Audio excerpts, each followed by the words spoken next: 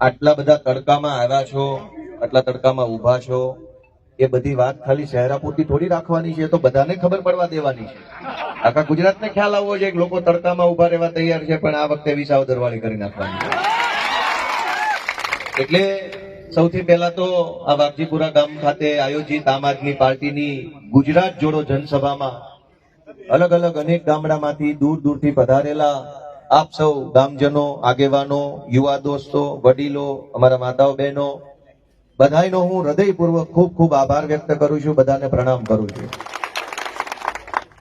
નોંધ લેવા જેવી ત્રણ બાબત છે, તમારા બધાની નોંધ લેવા જેવી ત્રણ બાબત છે કે એક તો આટલી વિશાળ સંખ્યાની અંદર તમે અહીંયા શહેરા તાલુકાના વાઘજીપુરાની અંદર ઉપસ્થિત થયા છો, એ બહુ મોટી બાબત છે, બહુ જબરજસ્ત તાકાત કહેવાય. એમાંય પાછા તમે આ કાળા ધૂમ તડકાની અંદર બેઠા છો, 2 કલાક થવા આવી, અને આટલો બધો તડકો ગરમી હોવા છતાંય એક માણસ ઉભો નથી થતો ને, એ તમારી તાકાત છે દોસ્તો.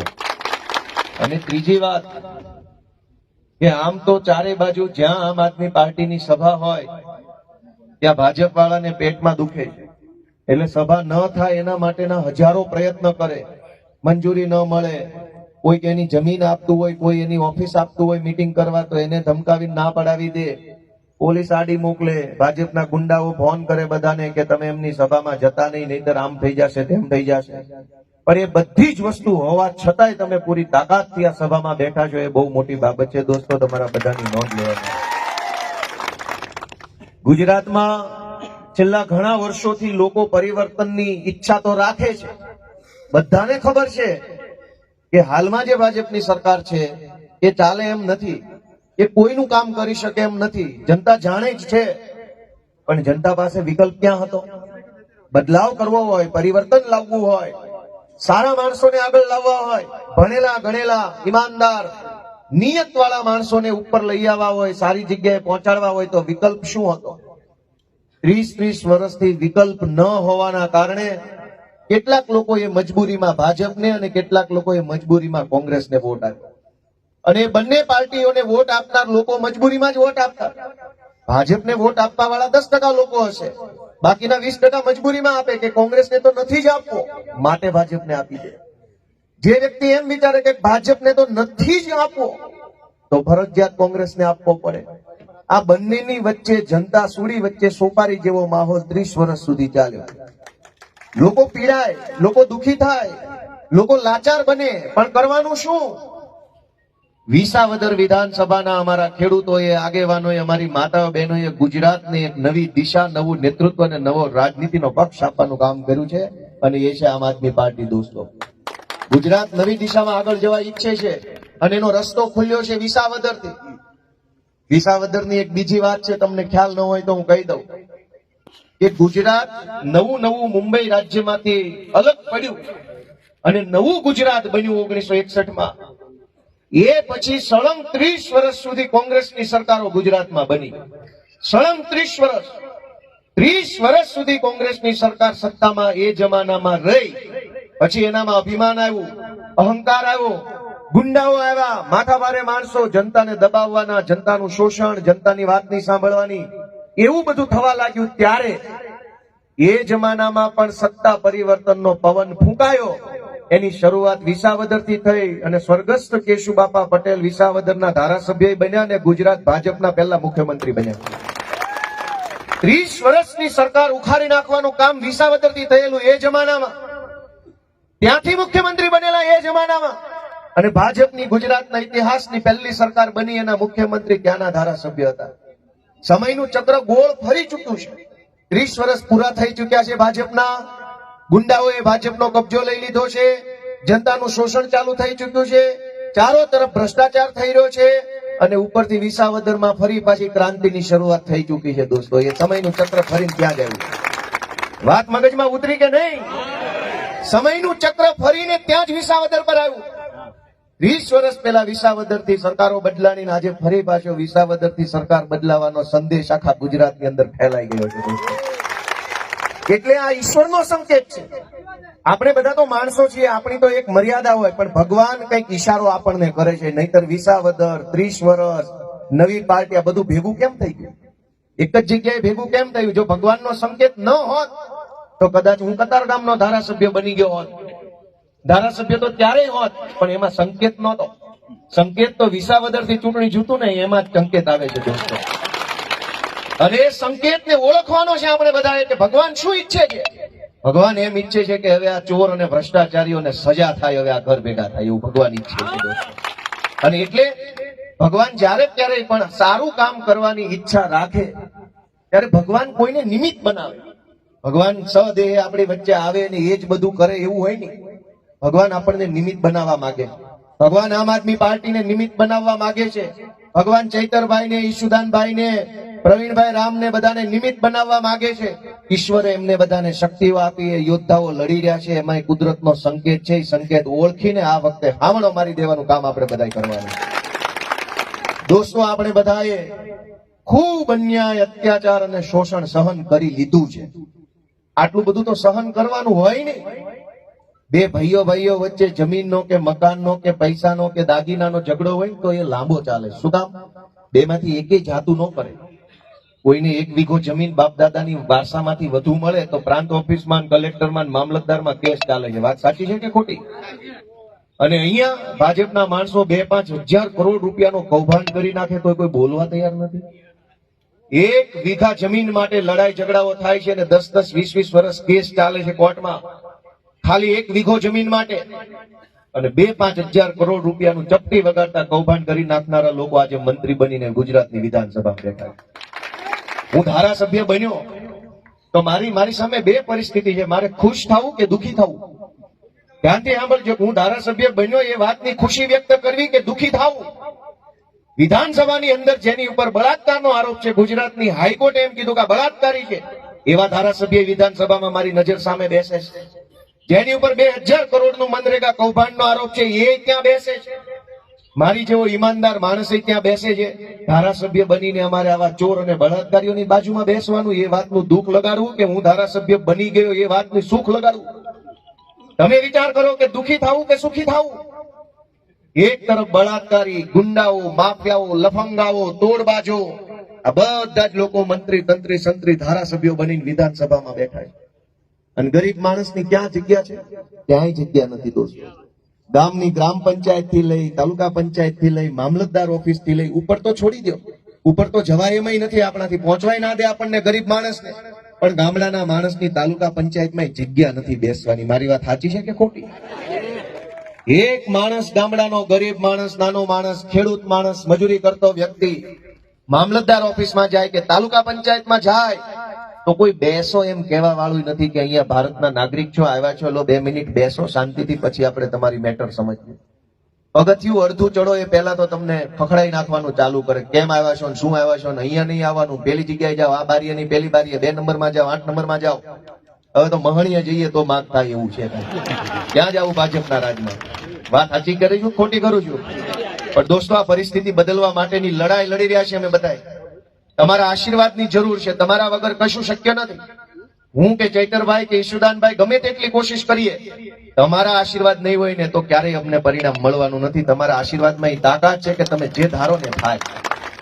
તમારા આશીર્વાદમાં કેવડી તાકાત છે એનો દાખલો આપો કે 2017ના વર્ષમાં ગુજરાતની વિધાનસભામાં ઈ વખતે જે અધ્યક્ષ હતા વિધાનસભાના, એણે મારી ઉપર પ્રતિબંધ મૂક્યો કે ગોપાલ ઇટાલિયા ગુજરાતની વિધાનસભામાં અંદર પ્રવેશ નહીં કરી શકે. મેઇન ગેટ 2017 થી લઈ સળંગ આટલા વર્ષો સુધી પ્રતિબંધ.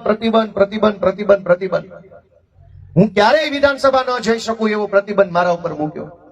અને પ્રતિબંધ મૂક્યો તો મેં નક્કી કર્યું કે ભાઈ તો તારી વિધાનસભામાં ક્યાં કઈ રાખ્યું છે? અમે તોય જીવીએ છીએ, તોય મજા કરીએ છીએ. અમારા બાપ દાદા વિધાનસભા નહોતી જોઈ તોય જીવે જ છે. બધા બધું જ છે. નાના માણસ કઈ વિધાનસભામાં જશે તો જ જીવશે એવું ન હોય. મેં છોડી દીધું કે ભાઈ નથી જવું તારી વિધાનસભામાં. ચલ, હું જઈશ મારા ગામમાં, અમારા લોકોમાં, અમારા ખેડૂતોમાં, અમારા ગરીબોની વચ્ચે જઈશ, હાથ જોડીશ, એમનો હાથ પકડીશ, એમની પીડા સાંભળીશ, થાય એટલો ઉપયોગી બનીશ અને અમારા લોકોના આશીર્વાદ લઈને પછી હું વાસ્તે ગાજતે તારી વિધાનસભામાં આવીશ. તું કેમ રોકે છું જોઈશ તને. અને 2017 થી લઈને સળંગ 2025 સુધી ગામડે ગામડે ગયો. કેટલાય ગામડા, કેટલાય તાલુકા, કેટલાય જિલ્લો, કેટલાય આગેવાનો, અનેક લોકોને હું આ 10 વર્ષમાં મળ્યો. કોઈનું આંસુ લૂછ્યું, કોઈનો હાથ પકડ્યો, કોઈનું બાવડું ચાલ્યું, કોઈને ખભો આપ્યો, કોઈને પીઠ આપી, કોઈને આશ્વાસન આપ્યું, કોઈને મદદ આપી, કોઈને સલાહ આપી, કોઈને સૂચન આપ્યું, કોઈને ટેકો આપ્યો. 10 વર્ષ સુધી લોકોનું કામ કરતા કરતા કરતા કરતા છેલ્લે વિસાવદર વિધાનસભાના લોકોએ મને આશીર્વાદ આપ્યો. તો જે વિધાનસભામાં મારા ઉપર પ્રતિબંધ હતો એ વિધાનસભામાં ઢોલ નગારા 50-100 કેમેરા મીડિયાની હાજરીમાં મારી એન્ટ્રી થઈ. તો સત્તાની તાકાત કેટલી? સત્તાની તાકાત માત્ર એટલી જ કે સત્તાની તાકાતથી 2 લીટી લખી અને તમે મને વિધાનસભામાં આવતા રોકી શકો. સત્તાની તાકાત આનાથી વધારે છે નહીં. સત્તાની તાકાતથી તમે મને અંદર આવતા રોકી શકો, પણ જનતાની તાકાત એવી છે ને કે તમારે મને વાસ્તે ગાસ્તે અંદર સ્વાગત કરવું પડે, આવો કહેવું પડે, વેલકમ કહેવું પડે. એ તાકાત જનતાની છે, એ તાકાત દેશના નાગરિકોની. દોસ્તો, જે અધ્યક્ષે મને વિધાનસભાના એમ કીધું હતું કે ભાઈ તમારી ઉપર પ્રતિબંધ, એ જ અધ્યક્ષની ખુરશી ઉપર બેઠેલા વ્યક્તિએ 3 કિલોનો ગુલદસ્તો મને આપ્યો. જયારે હું શપથ લેવા ગયો ને, તમારું અહીંયા સ્વાગત છે. તમે અંદર નતા આવવા દેવા માંગતા અને તમારે 3 કિલોનો ગુલદસ્તો આપવો પડ્યો. તાકાત છે કોની? સત્તાની તાકાત રોકી શકે, પણ જનતાની તાકાત અંદર મોકલી શકે અને વટથી બેસાડી શકે ને, એ તાકાત આ સમિયાણામાં બેઠેલા બધા લોકોની અંદર છે. દોસ્તો, પણ આપણે જ આપણી તાકાત ભૂલી જઈએ તો, આપણે જ આપણી તાકાત ભૂલી જઈએ તો કોણ બચાવે? ભગવાને બધાને 2 હાથ આપ્યા છે. એક બબાલ થાય અને તમે ભૂલી જાઓ કે મારે 2 હાથ છે તો શું થાય? ખોબા પડી જાય. પણ તમને યાદ રહેવું છે કે મારે 2 હાથ છે, હું 2 ખોબા પાડી શકું એમ છું, તો નો વાંધો આવે. પણ તમે ભૂલી જાઓ તો કે મારી પાસે હાથ છે, ઢીકાન પાટણ ગબગબાઈને વયા જાય. મારી વાત સમજાય છે કે નહીં? આપણે આપણી તાકાતને ભૂલી જઈએ તો નિર્બળમાં નિર્બળ માણસ, અશક્તમાં અશક્ત માણસ આપણને માર મારીને ભાગી જાય. સૌથી કમજોરમાં કમજોર માણસ માર મારીને ભાગી જાય. શું કામ? આપણને યાદ જ ન આવ્યું મારી પાસે 2 હાથ છે. દોસ્તો, જનતાની આ હાલત ગુજરાતમાં કરી દીધી ભાજપે, કે જનતા એમ ભૂલી ગઈ છે કે મારામાં સરકાર બદલવાની તાકાત છે. જનતાને એ વાત ભૂલવાડી દીધી છે કે જનતામાં એવડી તાકાત છે કે સત્તાનો બાપ કોઈ તો પલટાઈ જાય ને એવડી તાકાત તમારા હાથની અંદર મૂકેલી છે. પણ આપણે ભૂલી ગયા કે આપણામાં તાકાત છે. એટલે નબળા માણસો, ગુંડા જેવા માણસો, સમાજમાં અસામાજિક કામ કરતા લોકો સમાજની ઉપર ચડી બેઠા છે. હકીકતમાં શક્તિ સમાજમાં છે, સરકારોમાં શક્તિ ન હોય. શક્તિ સમાજમાં છે. સરકાર ધારે તો સમાજ બનાવી શકે? હા કે ના? સરકાર ધારે તો સમાજ બનાવી શકે? સમાજ ધારે તો સરકાર બનાવી શકે? તો તાકાત ક્યાં છે? સરકારમાં કે સમાજમાં? સમાજમાં તાકાત છે, લોકોમાં તાકાત છે. પણ લોકો પોતાની તાકાત ભૂલી જાય તો પછી એનું રોણું જ રોવું. ક્યાં જઈને રોવાનું? હું તમારી તાકાતને તમને બતાવવા માટે, તમારો આત્મા જગાડવા માટે આવ્યો છું. તમને હાથ જોડવા કે તમારો આત્મા જગાડો અને તમારી તાકાતને ઓળખો. અને જે દિવસે તમે તમારી તાકાતને ઓળખી જશો ત્યારે ગુજરાતના કોઈ ભાજપના ગુંડાની હિંમત નથી કે જનતાને તું કહી શકે. દોસ્તો, જનતામાં એવડી મોટી તાકાત છે, પણ એ તાકાત આપણે ભૂલી ગયા છે. એને યાદ કરવાની છે. આજ તમે કલ્પના કરો કે તમામ માથાભારે માણસો, ગુંડાઓ, બદમાશો, લફંગાઓ, માફિયાઓ, તોડબાજો, બુટલેગરો, ડ્રગ્સ માફિયાઓ, જમીન માફિયાઓ, ખનીજ માફિયાઓ, એ બધા કઈ પાર્ટી હારે જોડાયેલા છે? હોય એવું કેજો, ખોટું ન બોલતા, કેમેરામાં આવે છે. એક કામ કરીએ આપણે કે તમે તમારા આમાં તો 5000 માણસો બેઠો છે, 20, 30, 40, 50 ગામના લોકો હશે, અહીંયા 3 તાલુકાના લોકો આવ્યા હશે. તમે તમારા પોતાના ગામમાં કે તમારા પોતાના તાલુકામાં જે ભાજપના નેતાને ઓળખતા હોય એ નેતાનું નામ મનમાં વિચારો કે તમે કોને ઓળખો છો. જોયેથી ઓળખતા હો, નામથી ઓળખતા હો, હોદ્દાથી ઓળખતા હો. મગજમાં એક નામ વિચારો કે ભાઈ રમેશભાઈને હું ઓળખું છું. તાલુકા પંચાયતના, જિલ્લા પંચાયતના કે ગ્રામ પંચાયતના કે કોઈ પણ લેવલે ભાજપના તમારા વિસ્તારના જે ભાજપના નેતાને તમે ઓળખતા હો એનું નામ મગજમાં ખાલી વિચારો. બધાએ વિચારી લીધું? બધાએ વિચાર્યું કે નહીં? હવે એના ધંધા શું છે એ વિચારો.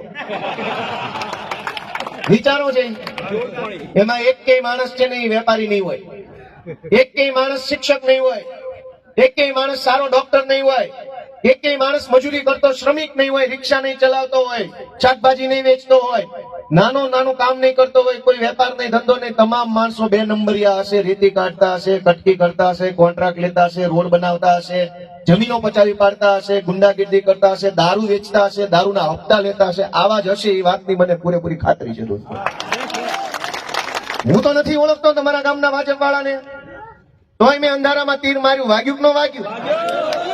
એનો અર્થ શું થયો? એનો અર્થ શું થયો? હું અંધારામાં તીર મારું કે જાઓ તમારા ગામનો ભાજપનો મુખ્ય નેતા છે ને એ ચોર હશે. તમે ના નો પાડી શકો એ મને એટલો બધો આત્મવિશ્વાસ છે દોસ્તો. તમે ના નો પાડી શકો. હું ભલે નથી ઓળખતો એનું નામ શું, ગામ શું, જ્ઞાતિ કઈ ખબર નથી. અંધારામાં તીર મારું ભાજપ વાળો ચોર છે એટલે તીર સીધું ત્યાં વાગે છે. દોસ્તો આ કઈ પરિસ્થિતિ કહેવાય ગુજરાતની? કે તમામ નબળા માણસો સરકારમાં, તો સારા સજ્જન મહેનતુ માણસો એ શું કરવાનું? તમે સહેજ તો વિચારો કે સારા માણસે કેમ જીવન જીવવું. મામલતદાર ઓફિસ થી લઈ તમે એક દાખલો લો. પોલીસ સ્ટેશનમાં જવું હોય તો ગુંડા, બદમાશ, માફિયાઓ અને બુટલેગરો વટથી જાય છે, તાકાતથી જાય છે, છાતી કાઢીને જાય છે, અને એક નાનો માણસ છે ની ડરતા ડરતા અંદર જાય છે. વાત સાચી કરું છું, ખોટી કરું છું? એક સામાન્ય માણસ હોય તમારામાંથી કોઈએ પોલીસ સ્ટેશન જવું હોય તો ડરતા ડરતા જવું પડે, ધીમા પગલે જવું પડે, કોઈક તો ચપ્પલ બહાર કાઢીને જાય. અને ગુંડાઓ અને બદમાશો છાતી કાઢીને મામાના ઘરે જતા હોય, માસીના ઘરે જતા હોય, એવી રીતે વયા જાય છે પોલીસ સ્ટેશનમાં. દોસ્તો આ પરિસ્થિતિ થઈ છે ગુજરાત, અને એને બદલવા માટેની લડાઈ ઈશુદાનભાઈ ગઢવી, ચૈતરભાઈ વસાવા, પ્રવીણભાઈ રામ, રાજુભાઈ કરોપડા, સાગરભાઈ, આ બધાએ આગેવાની લીધી છે કે ગુજરાતની આ હાલત અમે બદલીને રહીશું, ચાહે જે બલિદાન આપવું પડે આપશું. દોસ્તો ચૈતરભાઈ ગ્લાસ ફેંક્યોનો ગુનો એની ઉપર નોંધાયો કે ગ્લાસ ફેંક્યો એટલે 307 એટલે જાનથી મારી નાખવાની કોશિશ, મારી નહીં નાખવાનો પ્રયત્ન કરવા માટેની કોલમ એટલે 307. ધ્યાનથી સાંભળજો. એક ગ્લાસ એને ફેંક્યો કે નથી ફેંક્યો કોઈએ જોયું નથી, પણ ફરિયાદીએ ફરિયાદમાં લખાયું કે મારા ઉપર ગ્લાસ ફેંક્યો. ધારો કે ગ્લાસ ફેંક્યો. ભારત દેશના 100 વર્ષના ઇતિહાસમાં ગ્લાસ ફેંક્યો કોઈ મરી ગયો એવો ક્યાંય દાખલો ભાળ્યો છે? પથરા માર્યા હોય તોય નથી મરી જાય. છતાંય તમે જુઓ, સાંભળો હવે ગંભીર વાત, કે ગુનો ગ્લાસ ફેંક્યો એ નહોતો. ચૈતરભાઈ નો ગુનો ઈ નથી કે ગ્લાસ ફેંક્યો કે ગ્લાસ ન ફેંક્યો. એનો ગુનો ઈ છે કે એને સરકારની સામે માથું નથી ઝુકાવ્યું ને, એટલે એનું માથું ઝુકાવી દેવા માટેનો પ્રયત્ન છે. દોસ્તો એનો ગુનો એ છે કે ગમે એવાને ભાજપ નમાવી દે છે, તું કેમ નથી નમતો? ચૈતરભાઈ એમ કે છે ભાઈ હું બિરસા મુંડાનો વંશજ છું, અંગ્રેજોને નથી ને એમાં તમને ક્યાં નમવાની વાત જ આવે છે? ભાઈ તમને નમવાનો કોઈ પ્રશ્ન જ ઉપસ્થિત નથી થતો. 100 વર્ષથી કોઈ નમા નથી. તમે કઈ વાડીના મૂળા છો ભાઈ? અને એટલે ચૈતર વસાવા ઝૂકે નહીં એટલે એની ઉપર 307 લગાવે. ભાઈ 307 લગાવો, 407 લગાવો, 807 લગાવો, તમારું હવે બોર્ડ પૂરું થવામાં છે. 27 સુધીમાં હંકેલો કરી લેજો બધા. એવી રીતે ક્રાંતિ રોકાઈ જતી હોત, કોર્ટ ને પોલીસ ને જેલ ને, તો બધું અંગ્રેજોના સમયમાં હતું. પણ જે માણસ ન્યોછાવર થઈ જવા નીકળી ગયો ને, જે માણસ કુરબાન થઈ જવા નીકળ્યો ને, કે ખપી જવાનું છે, એ માણસને પછી જેલના હળિયા છે ને બીવડાઈ કેમ નથી? દોસ્તો આઝાદીની લડાઈ વખતે અંગ્રેજો બધાને જેલમાં પૂરતા હતા, તો શું આઝાદી નો આવી? જેલની બીકે આઝાદી ઉભી રહી ગઈ? અંગ્રેજોની પોલીસે બધા ઉપર લાઠીચાર્જ કરતી હતી, તો લાઠીચાર્જના બીકે આઝાદી આવતી ઉભી રહી ગઈ? અંગ્રેજોનો દંડાની દમ નહોતો કે આઝાદીને રોકી શકે, અંગ્રેજોના જેલના સળિયાની તાકાત નહોતી કે આઝાદીને રોકી શકે. અને ગુજરાતમાં બીજી આઝાદી આવવાની છે, ભાજપની આઝાદી આવવાની છે. ભાજપની પોલીસના દંડામાં કે જેલમાં દમ નથી કે ગુજરાતની જનતાને ભાજપથી આઝાદ કરતા રોકી શકે. દોસ્તો એ આઝાદીનું નેતૃત્વ આદિવાસી યુવાન ચૈતર વસાવાએ લીધું છે. આઝાદી લાવવાનું નેતૃત્વ ઈશુદાન ગઢવીએ લીધું છે. હવે જેનામાં પાણી હોય ને આવી જાય, હામાં મોરો પટકાડી દેવાનો છે. કોણ રોકી શકે છે? અમે જોઈએ. અમારી તાકાત પૈસાની તાકાત નથી, અમારી તાકાત હોદ્દાની તાકાત નથી, અમારી તાકાત સત્તાની તાકાત નથી. અમારી તાકાત માત્ર 2 જ વસ્તુની તાકાત છે. એક અમારી તાકાત અમારા સત્યની તાકાત છે ને એક અમારી તાકાત આ જનતાના પ્રેમની તાકાત છે. દોસ્તો અને સત્યની તાકાત અને જનતાના પ્રેમની તાકાતથી મોટી તાકાત ભાજપની સત્તામાં હોય નહીં કોઈ દિવસ. અમે જનતાની તાકાતથી ઉભા થયેલા માણસો છીએ. જનતાની તાકાતથી મોટી તાકાત અધિકારીની પેનમાં નથી. દોસ્તો એ વાતની અમને ખબર છે. તમારી પેનમાં એ તાકાત નથી કે તમે અમને ફાંસી ચડાવી દો. પણ ગુજરાતની જનતા અરે જે અન્યાય થઈ રહ્યો છે, અત્યાચાર થઈ રહ્યો છે, શોષણ થઈ રહ્યું છે, એને અટકાવવાની જવાબદારી અમે નિભાવીએ છીએ. તમારા આશીર્વાદની, તમારા પ્રેમની, તમારા મતની અમને જરૂર છે. 2-4 વસ્તુ આપણે જાણવાની વધારે જરૂર છે કે દોસ્તો ગુજરાતની અંદર આજ ગામડે ગામડે લોકો દુખી છે. આઝાદીના 75 વર્ષ પૂરા થઈ ગયા, મોદી સાહેબના 75 વર્ષ પૂરા થઈ ગયા, બધું ભેગું થઈ ગયું છે. પણ એ આઝાદી આપણા સુધી ન આવી. ગામડાનો માણસ આજે તે પાય માટે લાચાર છે. ખેતરોમાં તમે કંઈક વાવો, કંઈક ઉગે, બાજરો ઉગે, જુવાર ઉગે, મકાઈ ઉગે, કપાસ ઉગે, મગફળી ઉગે, બટાકા ઉગે, તમાકુનું ખેતી કરે ત્યાં પેલી બાજુ આણંદ ચરોતર બાજુ, તમે જે પાક પકવો એનો કોઈ દિવસ તમને પૂરો ભાવ ન મળે. તમારા ખેતરમાં પાક આવ્યો, તમારા હાથમાં વસ્તુ આવી એટલે માર્કેટમાંથી ભાવ ડાઉન, માફિયા કમાઈ જાય. જે કાંઈ લોકો એના મેન માણસો હોય ભાજપના, બધું જ કમાઈ જાય. માણસના હાથમાં છેલ્લે મજૂરી જ વધે છે. ગામડાની અંદર રોડની હાલત ખરાબ, ગટરની હાલત ખરાબ, પાણી પીવાની વ્યવસ્થા ખરાબ. પીવાના પાણીના નામે મનરેગામાં કરોડોના કામ આવ્યા, પાણી નો આવ્યું, નળ નો આવ્યો અને બિલ બની ગયા બધી જ વસ્તુ. છેલ્લે માણસ કંટાળીને એમ વિચારે કે ગામમાં નથી રહેવું, લુણાવાડા કે ગોધરા કે અમદાવાદ કે રાજકોટ કે ક્યાંક જતો રહું. પણ કેમ જવાનું? ગામમાં રહેવાય નહીં, શહેરમાં જવાય નહીં. એવી લાચાર પરિસ્થિતિમાં કરોડો માણસો આજ જીવી રહ્યા છે ગુજરાતની અંદર. વાત સાચી છે ખોટી? ગામમાં રહેવાય નહીં. ગામમાં દારૂનું દૂષણ, અનેક ગામડાઓની અંદર એટલા બધા દારૂના અડ્ડાઓ છે. ગામની શાળામાં 3 શિક્ષક નહીં હોય પણ ગામમાં અડ્ડા 10 હશે. 10 અડ્ડા હશે, 10 માણસો દારૂ વેચવા વાળા એક ગામ દીઠ મળી રહેશે, પણ ગામની શાળામાં 3 શિક્ષક નહીં મળે. આવું ગુજરાત કોણે બનાવ્યું અને શું આવું હોવું જોઈએ ગુજરાતમાં? તો એને કોણ બદલશે? તમારે આગેવાની લેવાની છે મારા દોસ્તો, મારા વડીલો, મારા યુવાનો. તમારે આગેવાની લેવાની છે કે હું ગુજરાતને બદલવા માટે મારો સમય આપીશ, મારું યોગદાન આપીશ, એવો સંકલ્પ લેવાનો. અને તમે આગળ નહીં આવો તો કેવી રીતે થશે?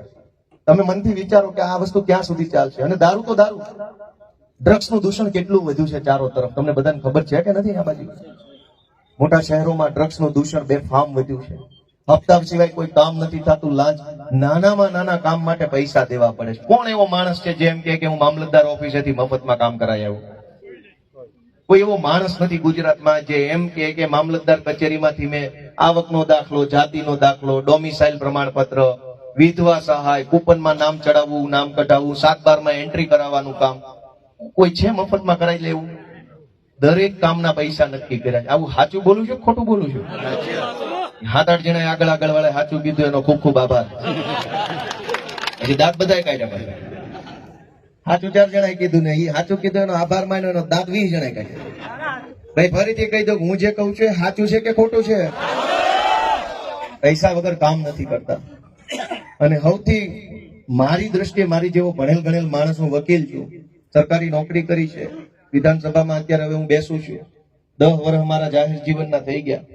મારા પોતાની દ્રષ્ટિએ, મારા અનુભવ પ્રમાણે સૌથી ખરાબમાં ખરાબ કોઈ બાબત હોય તો એ હમણાં સરકારે એક પરિપત્ર મુખ્યમંત્રીએ બહાર પાડ્યો. તમે જોજો કે લોકશાહીની શું હાલત થઈ ગઈ છે. તમે જેને સરકાર કહો છો, તમે જેની પાસે આશા રાખો છો, તમે જેને મંત્રી કહો છો, તમે જેને કેબિનેટ કહો છો, એની ઓકાત શું છે એ પોતે સરકારે પોતે જાહેર કર્યું કે અમારી કઈ ઓકાત જ નથી. ધ્યાનથી સાંભળજો, હમણાં ગુજરાતની સરકારે મુખ્યમંત્રીએ એક પરિપત્ર બહાર પાડ્યો. ઈ પરિપત્રમાં એવું લખ્યું કે ભાઈ ગુજરાતના બધા મામલતદારો, ગુજરાતના બધા ટીડીઓ, ગુજરાતના બધા પીએસઆઈ, ગુજરાતના બધા એસપી, ગુજરાતના બધા ડીવાયએસપી, ગુજરાતના બધા પાણી પુરવઠાના સાહેબો, ગુજરાતના બધા વીજળી વિભાગના અને રોડ વિભાગના સાહેબો છે, એ ભાજપના ધારાસભ્યોના ફોન નથી ઉપાડતા, તો મહેરબાની કરીને ફોન કરે ત્યારે ઉપાડજો, અને ન ઉપડે કઈક કામમાં હોવ તો પાછો વળતો ફોન કરજો, એવી તમને વિનંતી કરું છું. એનો અર્થ શું નીકળ્યો કે ગુજરાતના મામલતદારોને મુખ્યમંત્રીએ વિનંતી કરવી પડે છે, ભાઈ સાહેબ, બાપા, કાકા, મોટા બાપા, ફોન ઉપાડો ને. આ સારી વાત કહેવાય કે ખરાબ કહેવાય? ગુજરાતના મુખ્યમંત્રીએ આવો લેખિતમાં પત્ર બહાર પાડ્યો, ભાઈ તારો ફોન મામલતદાર ન ઉપાડતા હોય તો રાજીનામું આપીને વહેલી તકે જગ્યા ખાલી કરો ને. ઘણા અમારી પાસે માણા બેઠા છે, ફોન ન ઉપાડે અને સીધા ન ઉપાડી લેવી કહેજો ને. ફોન જેના ન ઉપાડે ભાઈ, મુખ્યમંત્રીનો ફોન મામલતદાર નહીં ઉપાડે. અને ઈ સરકાર કેવી કે જેનો ફોન મામલતદાર ન ઉપાડે? તમે જરાક ગંભીરતાથી વિચારો કે આ સરકારની કરતા મામલતદાર મોટો સાહેબ થઈ ગયો. મુખ્યમંત્રીએ એને ભાઈ સાહેબ બાપા કરવા પડે. સૌથી મોટી તાકાત સમાજમાં છે. સમાજ જેને મત આપે એ સમાજની તાકાત સરકારમાં જાય. ફરીથી સમજીએ કે સૌથી મોટી તાકાત શેમાં છે? સમાજમાં. સમાજ બધો ભેગો મળીને જેની સરકાર બનાવે તો સમાજની તાકાત ગઈ સરકાર પાસે. સરકારમાં તાકાત હોવા છતાંય મામલતદારોને, પીએસઆઈઓને, પાણી પુરવઠાના ડેપ્યુટી એન્જિનિયરોને, રોડ વિભાગના એન્જિનિયરોને વિનંતી કરવાની કે બાપા મારો ફોન ઉપાડો. એટલી બધી ખરાબ બાબત કહેવાય. મને એમ થાય છે કે તમે આમાં કઈ સમજ્યા હશો તો સારું બાપા, નકર આનાથી ખરાબ દિવસ બીજો કોઈ હોય ન શકે. સરકારનો ફોન સરકારી અધિકારી ન ઉપાડે તો સરકારની ઓકાત શું ગણાય? ભાજીમુળા. ભાજપના ધારાસભ્યોના ફોન મામલતદારો ન ઉપાડે, એ વાતની જાહેરમાં કબૂલાત મુખ્યમંત્રીએ કરી. તમે મને એમ કહો કે સરકાર મોટી ગણાય કે મામલતદાર મોટો ગણાય? કયો બધા? પીએસઆઈ મોટો ગણાય કે સરકાર મોટી ગણાય? ટીડીઓ મોટો ગણાય કે સરકાર મોટી ગણાય? સરકારના ફોન આ લોકો નથી ઉપાડતા. એની પાછું એને સામેથી કીધું ત્યારે આખા ગામને ખબર પડી કે આના ફોન જ નથી ઉપાડતા. હવે તમે એમ કહો કે અમારા શહેરમાં કઈ તકલીફ છે કે આપણે રજૂઆત સરકારને કરીએ. સરકાર કે અમારી રજૂઆત તમને કરું, બોલો અમારો ફોન નથી ઉપાડતા. તમે એની બે રજૂઆત લઈને જાવ, તમને હામી રજૂઆતો કરે છે. મુખ્યમંત્રી હામી રજૂઆત કરે છે કે અમારો મામલતદાર અમારો ફોન નથી ઉપાડતો. અમને આવા જો એકવાર સરકારમાં ફોન ન ઉપાડે ને આખા ન ઉપાડે એટલે કહેજો ને કે હાથમાં આવા જવાનો રહેવા દે. કેવી વાત કરો? ફોન નો કામ ઉપાડે ભાઈ? પગાર દેવાનો છે ટાઈમ ટુ ટાઈમ, પહેલી તારીખે ખાતામાં પૈસા પડી જાય, લાખ રૂપિયા, ફોન નહીં ઉપાડે અને આખા ગામના ન ઉપાડે તો સમજ્યા કે એટલું બધું કામ ન શક્ય બને. પણ ધારાસભ્યનો મંત્રીના ફોન નહીં ઉપાડે. આ સરકારની હાલત શું હશે એ તો તમે વિચારો છો કે નથી વિચારતા? અહીંયા જે માણસો અહીંયા એટલે સમાજમાં, ગામમાં, વિસ્તારમાં જે સિંઘમો બનીને ફરે છે, ટાઈગર બનીને ફરે છે, એ ન્યા પાછા ભીગી દિલ્હી છે. ન્યા એનું કઈ નથી ઉપજતું. જે ગુજરાતના ભાજપના ધારાસભ્યો પોતપોતાના મત વિસ્તારમાં સિંઘમ ને બિંગમ ને સૂર્યવંશમ ને રીલું બીલું બનાવે છે, એ ન્યા પટાવાળા છે. ન્યા એનું કઈ આવે એમ નથી. મેં મારી નજરે જોયેલી વાત હું તમને કહું છું, અને મારી વાત ખોટી હોય તો મેં ચેલેન્જ મારીશ. હું એમ જાહેરમાં કહું છું કે ભાજપના ધારાસભ્યોની વિધાનસભાની અંદર ઓકાત પટાવાળા કરતા પણ ઓછી છે. આ જાહેરમાં નિવેદન છે. હવે આ વાત ખોટી માને ભાજપ વાળા તો વિધાનસભાના સત્રમાં જે લાઈવ રેકોર્ડિંગ કર્યું હતું એ રેકોર્ડિંગ વાયરલ કરી દો ને આખા ગુજરાતને બતાવો. દૂધનું દૂધ ને પાણીનું પાણી નક્કી થઈ જશે. જે ધારાસભ્ય ઉભા થઈને વિધાનસભામાં બોલે છે એ વિડિયા ખાલી ખુલ્લા મૂકી દો. મેં ઘણી વખત વિધાનસભામાં રજૂઆત કરી કે આ વિધાનસભાનું લાઈવ પ્રસારણ હું કામ બંધ રાખ્યું છે. આ બધું બતાવો, જનતાને ખબર પડી જાય કે અહીંયા બધા હું ન્યા સિંઘમ બને છે, અહીંયા પાછા પટાવાળા થઈ ગયા છે. ગુજરાતનું વિધાનસભાનું લાઈવ પ્રસારણ બંધ છે, એ ખબર છે બધાને. લોકસભાનું ચાલુ છે, રાજ્યસભાનું ચાલુ છે, રાજસ્થાનમાં ચાલુ છે, કર્ણાટકમાં ચાલુ છે, મહારાષ્ટ્રમાં ચાલુ છે, આસામમાં ચાલુ છે, તામિલનાડુમાં ચાલુ છે, તેલંગાણામાં ચાલુ છે, ઉત્તર પ્રદેશમાં ચાલુ છે. દેશના 20 જેટલા રાજ્યોમાં વિધાનસભાનું લાઈવ પ્રસારણ ચાલુ છે. ગુજરાતમાં લાઈવ પ્રસારણ બંધ છે. એનું કારણ શું? એનું કારણ એક જ કે અહીંયા જેને સિંઘમ ચિતરવામાં આવે છે ને પટાવાળા છે. તમે જાણી ન જાવ ને એટલે લાઈવ બંધ રાખ્યું છે. જો લાઈવ બતા તમને ખબર પડી જાય આ તો પટાવાળા છે. ચલ બેટા ચા લઈ આવ. તમને એમ થાય કઈ ધારાસભ્ય ત્યાં ચા પાણી નું કરે. નજરે જોયેલી વાત છે. મારી વાત ખોટી હોય તો વિધાનસભાના સીસીટીવી ફૂટેજ વાયરલ કરી નાખી ગુજરાતને બતાવો, ખબર પડી જાય કોણ ચા લેવા જાય છે. દોસ્તો આ હાલત સરકારની છે. તમે કોની પાસે આશા રાખશો? ધારાસભ્યની આ હાલત છે, મુખ્યમંત્રીની આ હાલત છે, મામલતદારો સાંભળતા નથી. કરશો શું મને કયો? મેં તમને બધું જણાવી દીધું કે મુખ્યમંત્રીનો ફોન મામલતદાર નથી ઉપાડતા, ધારાસભ્યોનું ન્યાય ઉપજતું નથી, મામલતદારો તમારું માનતા નથી. આ પરિસ્થિતિમાં તમારે હવે આશા શું? કયો મને આશા શું તમારી? મુખ્યમંત્રી, મંત્રી, ધારાસભ્ય, અધિકારી બધાની ભૂમિકા મેં તમને બતાવી દીધી. બધું આમાં લોલમ લોલ હાલે છે. તમને કઈક સમસ્યા પડે તો હવે કરશો શું? દોસ્તો પરિવર્તન લાવો એવી વિનંતી કરવા માટે હું તમારી સામે આવ્યો છું. તમને હાથ જોડું છું, પરિવર્તન લાવો જરા. ત્યાં સુધી આ બધું સહન કરશો. અને કેટલાક તમે વિચારો કે તમારા મતથી જે માણસ ધારાસભ્ય, જિલ્લા સભ્ય બન્યા એ આજથી 10 વર્ષ પહેલા શું કરતા હતા અને આજે ક્યાં છે? વિચારો છો કે નથી વિચારતા? આજથી 20 વર્ષ આજે માનો કે અહીંયા ભાજપમાં, જિલ્લા પંચાયતમાં, વિધાનસભામાં, તાલુકા પંચાયતમાં જે નેતાઓ હશે એ આજથી 20-30 વર્ષ પહેલા શું કરતા હતા? કેટલી મિલકત હતી, કેટલી ગાડીઓ હતી, કેવા કપડા પહેરતા હતા, શું ખાતા હતા? આજ એ લોકો ક્યાં પહોંચ્યા છે એ તમને કલ્પના થાય છે કે નથી થતી? અને એને મત આપી આપીને તમે ક્યાં પહોંચ્યા? એ ઉપર ગયા, તમે નીચે ગયા. આવું થયું કે ન થયું?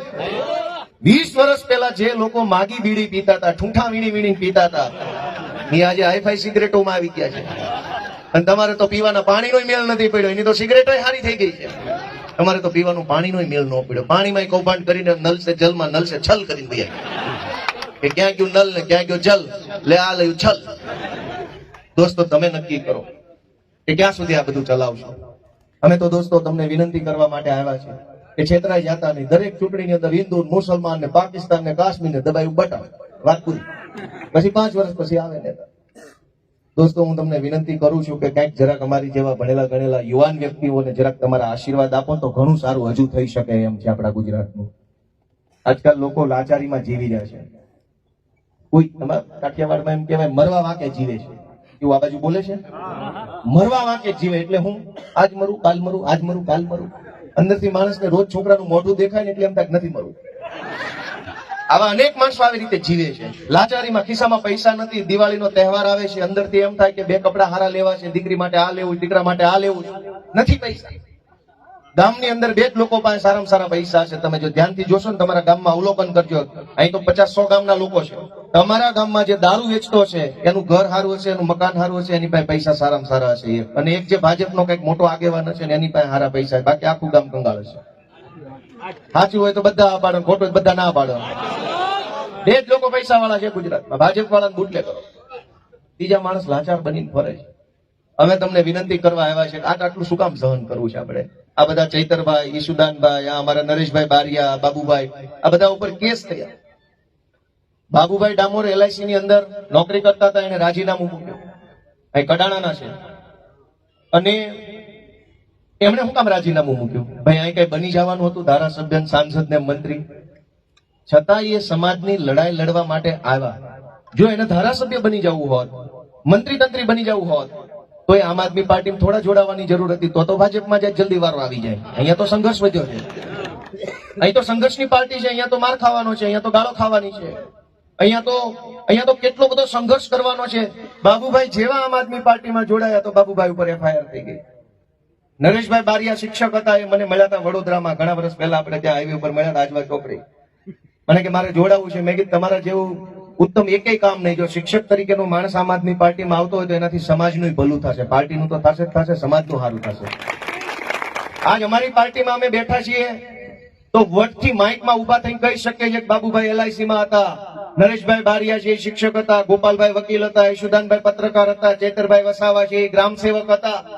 આ અમે વટથી કહી શકીએ કે જો અમારા માણસો આટલું ભણેલા ગણેલા સજ્જન અને સારા બેકગ્રાઉન્ડ માંથી આવતા માણસો, જો ભાજપની સભા શું કે આ અમારા ફલાણા ભાઈ રોડ નું પુલ ખાઈ ગયા ને, આ અમારા ફલાણા ભાઈ છે સહકારી મંડળી 2000 નું કરી નાખ્યું ને, ડેરી ની અંદર 5 કરોડ નું કરી નાખ્યું અમારા રમેશભાઈ, બરાબર, સહકારી સંઘમાં આટલું કરી નાખ્યું, નાણાંનું આટલું કરી નાખ્યું, પુલનું આટલું, એમનો પરિચય એવો હોય.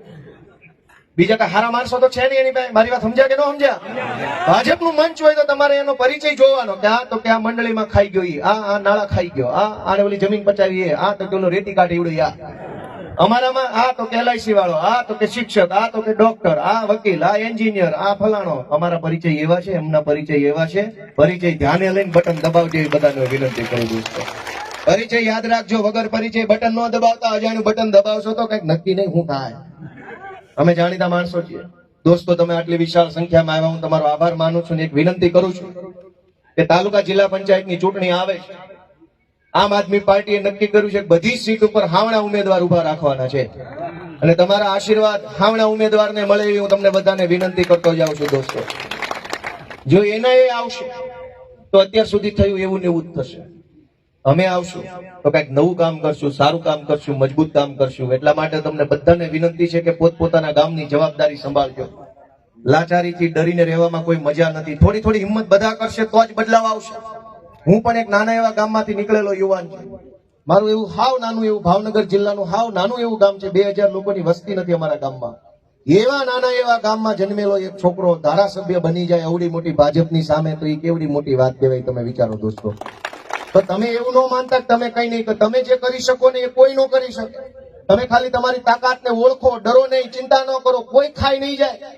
આખી ભાજપ પાર્ટી વિસાવદર ની અંદર મને હરાવવા માટે લાગેલી. મુખ્યમંત્રી વિસાવદરમાં, ગૃહમંત્રી વિસાવદરમાં, પાણી મંત્રી વિસાવદરમાં, કૃષિ મંત્રી વિસાવદરમાં, વન મંત્રી વિસાવદરમાં, બીજા લગભગ 2000 જેટલા બુટલેગરો વિસાવદરમાં, ડ્રગ્સ માફિયાની ડ્યુટી વિસાવદરમાં, 2 કેન્દ્રીય મંત્રી વિસાવદરમાં, પ્રદેશ પ્રમુખ વિસાવદરમાં, 40 જેટલા કાઠિયાવાડના ધારાસભ્યો વિસાવદરમાં, 10 સાંસદો વિસાવદરમાં, ભાજપની આખી ગેંગ ઉતરી ગઈ હતી વિસાવદરમાં. તોય એક ગામડાના ગરીબ જુવાનિયાને વિસાવદરની જનતાએ આશીર્વાદ આપ્યો દોસ્તો. તો તમે વિચારો કે સરકારની તાકાત મોટી થઈ કે જનતાની તાકાત મોટી થઈ? તમે તમારી તાકાત નહીં ઓળખો તો આ ભાજપથી ક્યારે આઝાદી નહીં મળે દોસ્તો. એટલું યાદ રાખજો. અમે લડાઈ લડ્યા તો જનતાનો પ્રેમ મળ્યો. તમારે અહીંયા એક લડાઈ લડવી પડશે આઝાદી મેળવવા માટે. તમને એમ લાગતું હોય કે પંચમહાલ જિલ્લામાં કે શહેરામાં કે ગોધરામાં કે લુણાવાડામાં કે કોઈ પણ તાલુકામાં ગુંડાગીર્દી છે, મને બધી ખબર છે. અને ભાજપના રાજમાં તો જિલ્લા વાઇઝ તાલુકા વાઇઝ ગુંડાઓ છે. બાલાસિનોર એટલે તરત બધા નામ યાદ આવી ગયું છે. ગુંડો કોણ છે એનું યાદ આવી ગયું. શહેરા એટલે તરત તમને ખ્યાલ આવી જાય કયો ગુંડો છે. ભાઈ હું સાચું બોલું છું ખોટું? તમે એમ બોલો કે ભાઈ ગોધરા એટલે તરત એક ગુંડા નામ યાદ આવી જાય. ગોધરાનો ગુંડો આ. તમે હા નો પાડી મારી વાતમાં. બાલાસિનોર નો ગુંડો કોણ? મગજમાં નામ આવી ગયું. એ છાપામાં આવતું જોઈએ છાસ વારે. દોસ્તો હું તો તમને એટલી કેમ કે ગુંડા ઓળખવાની એક રીત સમજાવતો જાઉં તમને કે ક્યાંય પણ ચૂંટણી આવે અને જે બિનહરીફ થાય ને સમજી લેવાનો કે આ મોટો ગુંડો છે. કેમ કે એમ હવે આ દેશમાં બિનહરીફ તો ભાઈ ભાગે બિનહરીફ નથી પડતા. બાપ દાદાની ખેતરોના બે ભાગ પડે ને એ બિનહરીફ નથી થતા. જ્યાં 2 ફૂટ વધુ ભલે લઈ જાય એમાંય ડખા થાય છે. તો ચૂંટણી વગર ડખે બિનહરીફ થઈ જાય એવું હું માનતો નથી. એટલે બિનહરીફ ગુજરાતભરમાં ગુંડા કોણ છે એ ઓળખો સમજી લેવાનું. જે બિનહરીફ એ સૌથી મોટો ગુંડો. અને એ પાછો કઈ પાર્ટીનો છે એ તમે બધા જાણતા જ હશો. દોસ્તો તમારા આશીર્વાદ માંગવા માટે આવ્યા છે. આ સભા આપણી જે થઈ છે તમે જે સાંભળ્યું છે એ લેખે લાગે એવું કરજો એવું હું બધાને વિનંતી કરું છું. આ વેડફાઈ ન જવું જોઈએ. તમે આ તડકામાં 2 કલાક બેઠા એ વાત વેડફાઈ ન જ આવી જોઈએ. હું અડધી કલાક ગળું ફાડી ફાડીને બોલ્યો એ વાત વેડફાઈ ન જ આવી જોઈએ. આજે અહીંયા જે બીજ વાવ્યું છે ને એનું વટ વૃક્ષ બને એની જવાબદારી તમારા બધાની છે. એક એક મતનું એક એક ટીપું એક એક પાણીનું પાજો તો આ વટ વૃક્ષ બનશે આમ આદમી પાર્ટી. દોસ્તો તમારા બધાના આશીર્વાદ મળશે એવી આશા સાથે સૌનો અમારા બધા આગેવાનોનું નામ લેતો નથી. તડકો ઘણો થઈ ગયો છે બધાનો. પ્રવીણભાઈ ને અમારા ઘણા બધા આગેવાનો જાજા છે. પંચમહાલમાં ભગવાનની દયા છે કે આમ આદમી પાર્ટીમાં આગેવાન બહુ જાજા છે, બહુ મજબૂતી છે. એટલે અમારા બધા આગેવાનને એકવાર જરાક તાળીઓથી વધાવો. ખૂબ ખૂબ બધાનો આભાર. ભારત માતા કી